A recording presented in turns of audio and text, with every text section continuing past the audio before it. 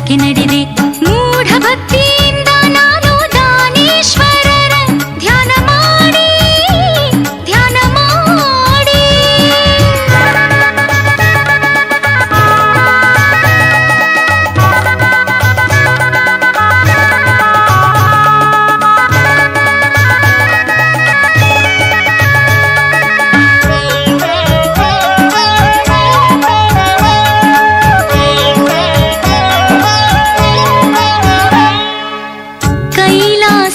ಶಿವ ತಾನು ಉತ್ತರಕ್ಕೆ ಮುಖ ಮಾಡಿ ಕುಳಿತಿದ್ದ ಕಂಡೆ. ದಾನೇಶ್ವರರ ಚಿಂತೆ ಮಾಡಿ ವೈರಿಗಳ ನಿಂದೆ ಕೇಳಿ ನನ್ನ ಮನ ಬಹಳ ಘಾಸಿಯಾಯಿತು. ನನ್ನ ಮನ ಶಿವನ ಮುಂದೆ ಬಿದ್ದು ಹೊರಳಾಡಿತು. ನನ್ನ ಮನ ಶಿವನ ಮುಂದೆ ಬಿದ್ದು ಹೊರಳಾಡಿತು.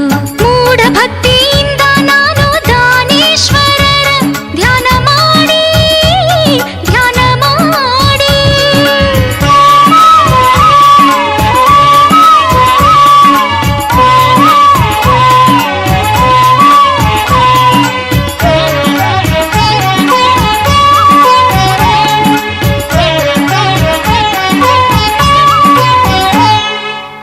ನನ್ನ ಕಂಡ ಶಿವ ಸಿಂಹಾಸನದಿ ಎದ್ದು ನಿಂತಾರು.